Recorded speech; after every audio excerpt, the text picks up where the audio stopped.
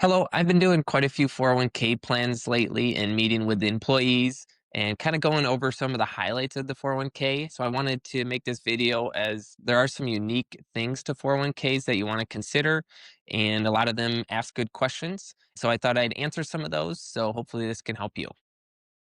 Essentially, what I think about when you're using a 401k or really any retirement plan is that you're making a deal with the government.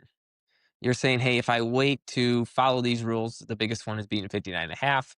What do I get in return?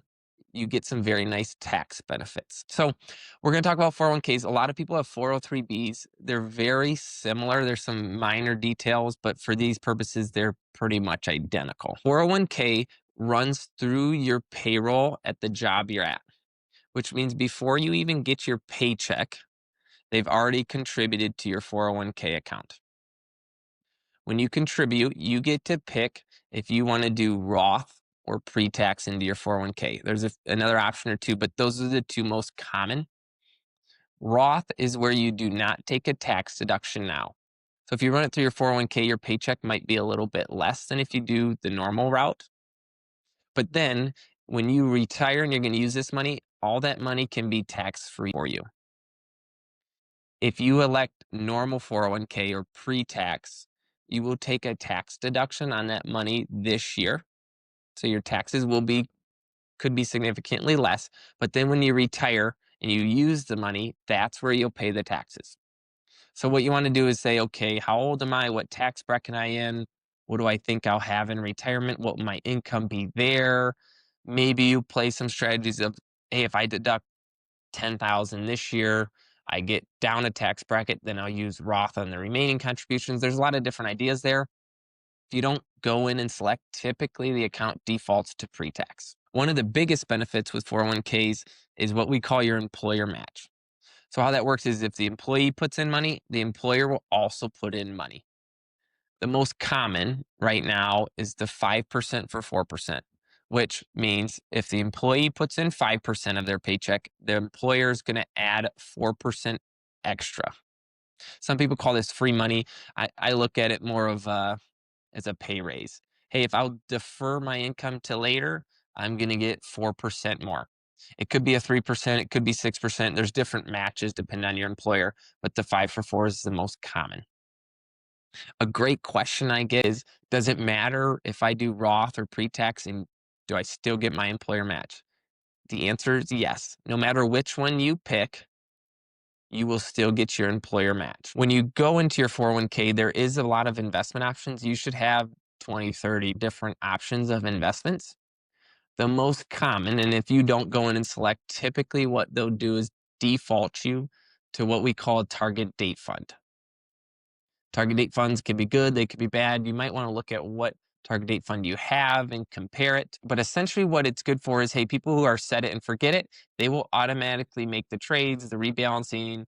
And what they'll do is when you pick a year, so let's say I'm going to retire in 2040 or 2060, they will make that account a little more aggressive when you're more years away from that number.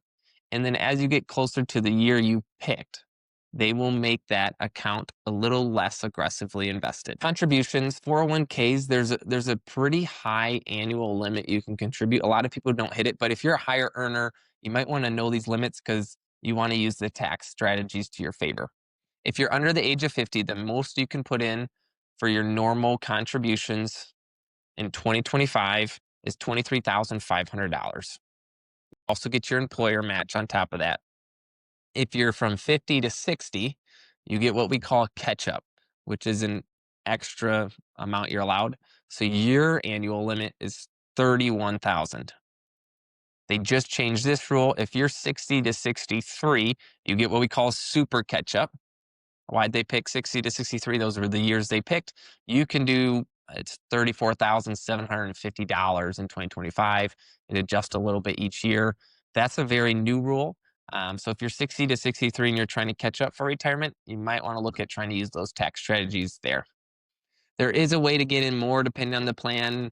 I might get some comments on that. I'm aware of that, but most common, those are the annual limits. For newer plans, this is very new. If your plan was just established recently, a lot of them have what we call an automatic enrollment.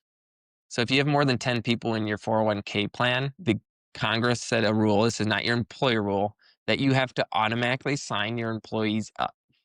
You will automatically be set up for 3% contributions to pre-tax dollars, and it will automatically go up 1% a year till you hit 10% of your income. So what I tell our new employees or new 401k plans are at least go in and make an option and select either opt out if you don't want to contribute or put in what percent you want or turn off the 1% increase each year. Because for example, let's say you're doing 5% for 4% and you say, I'll just let it ride.